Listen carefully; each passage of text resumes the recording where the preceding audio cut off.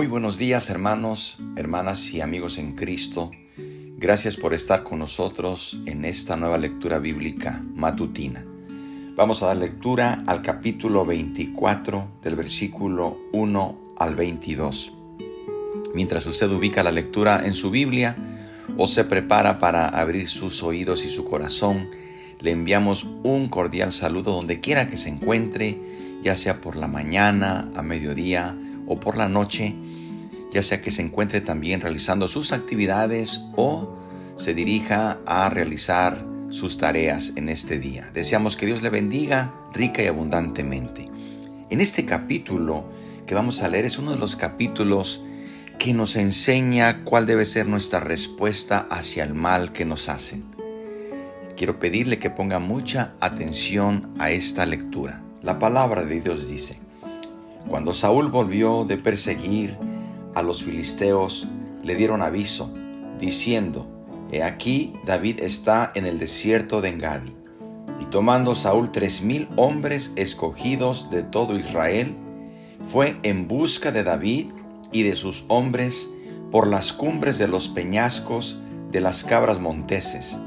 Y cuando llegó a un redil de ovejas en el camino, donde había una cueva, entró Saúl en ella para cubrir sus pies, y David y sus hombres estaban sentados en los rincones de la cueva. Entonces los hombres de David le dijeron: He aquí el día de que te dijo Jehová: He aquí que entrego a tu enemigo en tu mano, y harás con él como te pareciere. Y se levantó David, y calladamente cortó la orilla del manto de Saúl.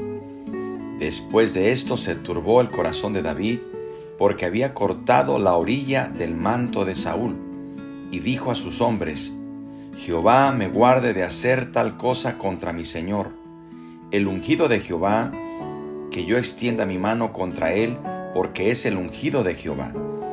Así reprimió David a sus hombres con palabras, y no les permitió que le levantasen contra Saúl. Y Saúl, saliendo de la cueva, siguió su camino. También David se levantó después, y saliendo de la cueva dio voces detrás de Saúl, diciendo: Mi señor el rey. Y cuando Saúl miró hacia atrás, David inclinó su rostro a tierra e hizo reverencia. Y dijo David a Saúl: ¿Por qué oyes las palabras de los que dicen: Mira que David procura tu mal? He aquí, han visto hoy tus ojos como Jehová te ha puesto hoy en mis manos en la cueva, y me dijeron que te matase, pero te perdoné porque dije: No extenderé mi mano contra mi señor, porque es el ungido de Jehová. Y mira, Padre mío, mira la orilla de tu manto en mi mano, porque yo corté la orilla de tu manto y no te maté. Conoce pues y ve que no hay mal ni traición en mi mano, ni he pecado contra ti. Sin embargo, tú andas a casa de mi vida para quitármela. Júzgame, Jehová, entre tú y yo, y véngueme de ti, Jehová, pero mi mano no será contra ti. Como dice el proverbio de los antiguos: de los impíos saldrá la impiedad, así que mi mano no será contra ti. ¿Tras quién ha salido el rey de Israel? ¿A quién persigue? ¿A un perro muerto? ¿A una pulga? Jehová pues será juez, y él juzgará entre tú y yo. Él vea y sustente mi causa, y me defienda de tu mano. Y aconteció que cuando David acabó de decir estas palabras a Saúl, Saúl dijo: ¿No es esta la voz tuya, hijo mío, David? Y alzó Saúl su voz y lloró. Y dijo a David: Más justo eres tú que yo, que me has pagado con bien, habiéndote yo pagado con mal. Tú has mostrado hoy que has hecho conmigo bien, pues no me has dado muerte, habiéndome entregado a Jehová en tu mano. ¿Por qué? ¿Quién hallará a su enemigo y lo dejará ir sano y salvo? Jehová te pague con bien por lo que en este día has hecho conmigo. Y ahora, como yo entiendo que tú has de reinar y que el reino de Israel ha de ser en tu mano firme y estable, júrame pues ahora por Jehová que no destruirás mi descendencia después de mí, ni borrarás mi nombre de la casa de mi padre. Entonces David juró a Saúl, y se fue Saúl a su casa, y David y sus hombres subieron al lugar fuerte. Queridos hermanos, aquí tenemos la más grande lección de cómo debemos responder ante el mal que se nos cause. Veamos algunas consideraciones en este momento. Tan pronto como Saúl pudo hacer retroceder a los filisteos hacia su propio territorio, reinició la persecución de David. Si de éste se trataba, lo devoraba la ira. Incluso el informe de que el perseguido se refugiaba ahora en el desierto montañoso de la ribera oeste del Mar Muerto, que es un sitio llamado En-Gadi, no le hizo refrenarse. Tomó 3,000 de sus mejores hombres entrenados. Saúl comenzó a buscar a los fugitivos en la región llamada Los Peñascos de las Cabras Monteses. Se puede usted imaginar cómo era este lugar. Pero a Saúl no le importó ir tras David.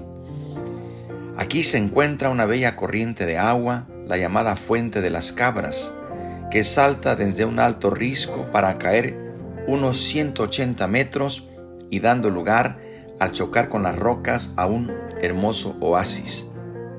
El nombre se justifica por lo que difícil que resulta llegar a ella, para lo cual se necesita escalar alturas que requieren agilidad y equilibrio de una cabra montés.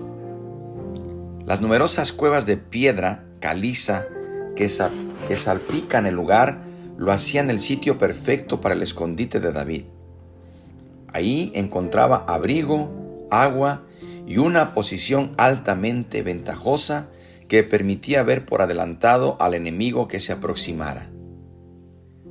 David era experto en estas situaciones, pues recordemos que él fue pastor de ovejas.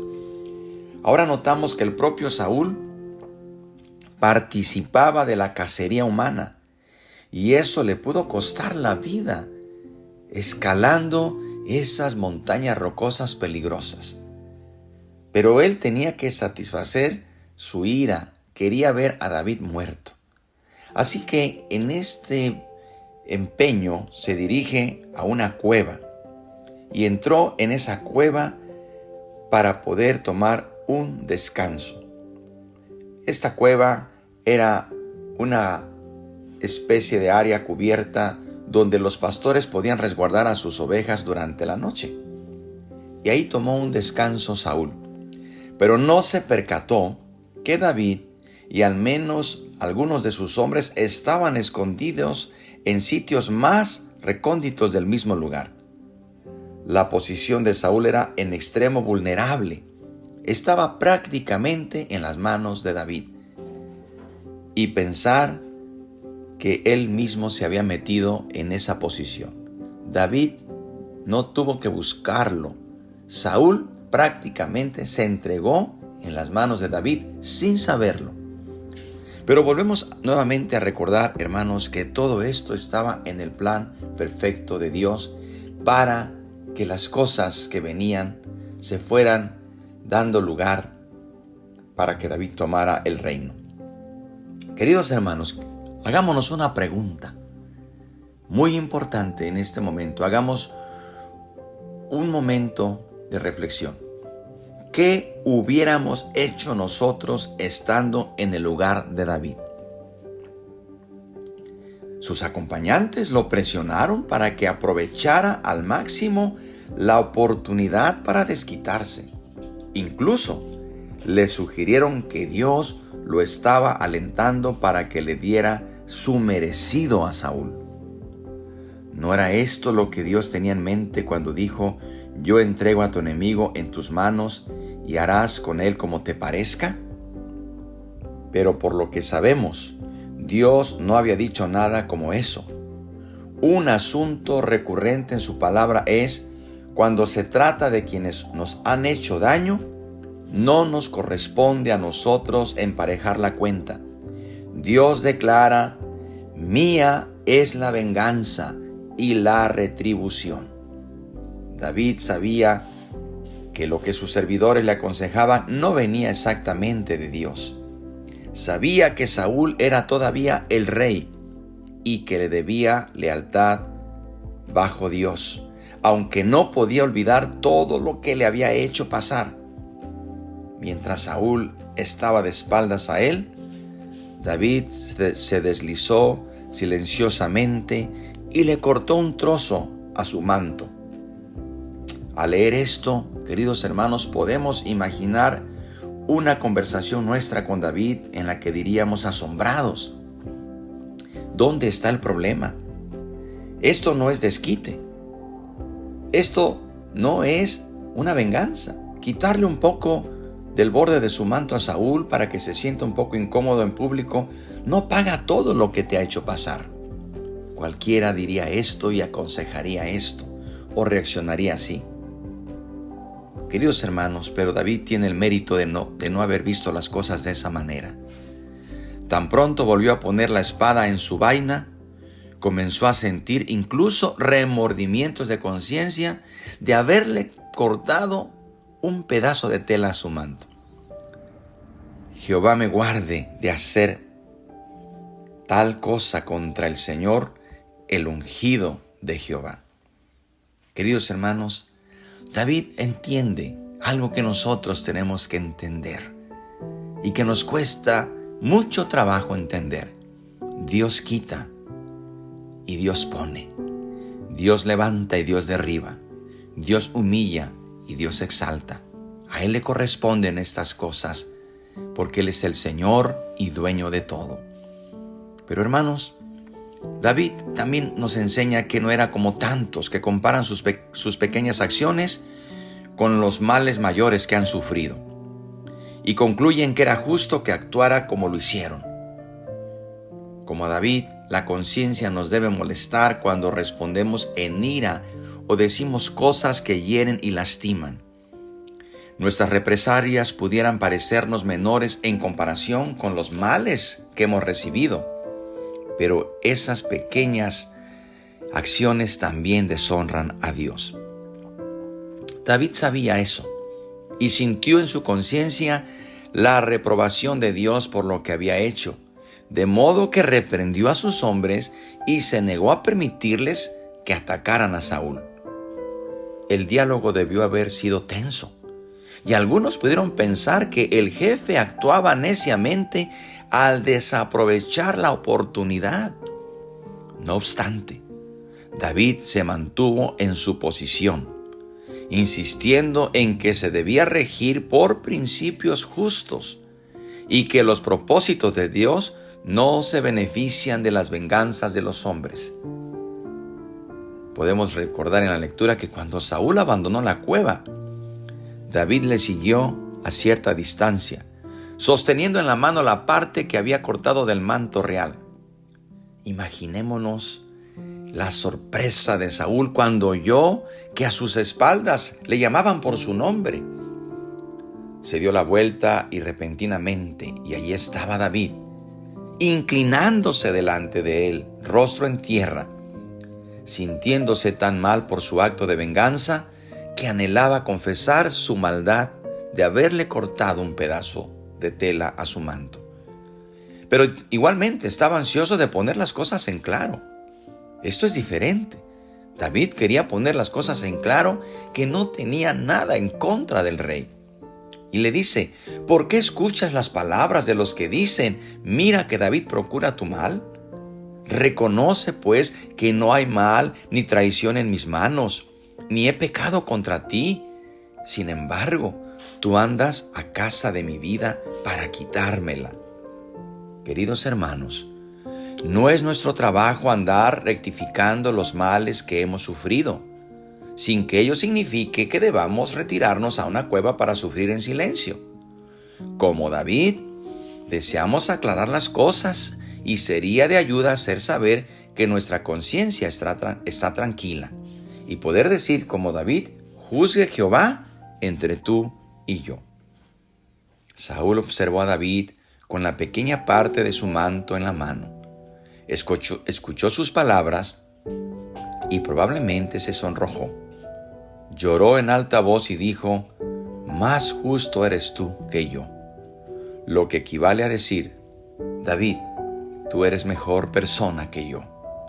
Al final, Saúl también reconoció que David iba a ser rey sobre Israel y le hizo entonces esta solicitud: Ahora pues júrame por Jehová que no destruirás mi descendencia después de mí, ni borrarás mi nombre de la casa de mi padre. Aquí notamos que Saúl rogó por su familia y David recordó y mantuvo su promesa. ¿Estaría este incidente de la vida de David en la mente del apóstol Pablo cuando escribió en Romanos 12: No paguéis a nadie mal por mal, no os venguéis vosotros mismos, no seas vencido de lo malo, sino vence con el bien el mal?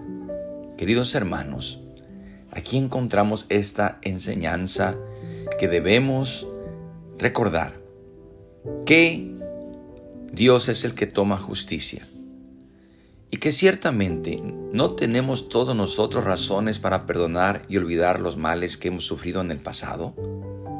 ¿Acaso no tenemos también nosotros razones para perdonar y olvidar los males que hemos sufrido en el pasado?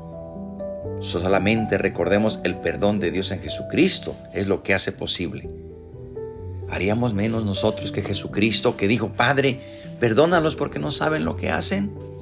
Hermanos, el perdón es una decisión, no un sentimiento. Nadie normalmente siente perdonar, pero debemos decidir perdonar como Cristo nos ha perdonado. Y Dios es el que hará justicia. Y si tenemos que aclarar algún asunto con algún ofensor o con alguien que se ha sentido ofendido por nosotros, hagámoslo como lo hizo David. Pero demos muestras de verdad que nuestra intención no es pagar mal por mal. Y si hemos pagado mal por mal, pidámosle a Dios perdón y pongámonos a cuentas con nuestro adversario para que el enemigo, Satanás, no nos gane ventaja.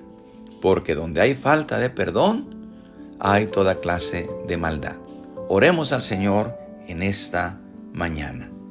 Señor, gracias por tu amor y por tu misericordia, porque tú nos enseñas en esta palabra la lección más grande de cómo debemos responder al mal que hemos recibido. Tú eres un Dios justo, que pones en balanza todas las cosas, y a su tiempo a cada uno dará su pago. Por eso hoy venimos delante de ti. Examina nuestros corazones, mira nuestras intenciones más profundas. Señor, si hemos hecho lo malo, no queremos volverlo a hacerlo. Si hemos hecho mal, no queremos volver a hacerlo nuevamente. Ayúdanos a rectificar y ayúdanos, Señor, a recordar que tú en la cruz nos perdonaste sin que nosotros lo merezcamos, ni siquiera lo hemos pedido, y tú dijiste: perdónalos. Señor, gracias por tu perdón. Y eso nos recuerda la regla que tú dijiste, que si nosotros no perdonamos a los que nos ofenden, tampoco vuestro Padre perdonará nuestras ofensas. Gracias por tu bendita palabra y ayúdanos a vivir como pueblo de Dios en armonía, en acuerdo y en unidad. Te lo pedimos, Padre, por Cristo Jesús. Amén y amén.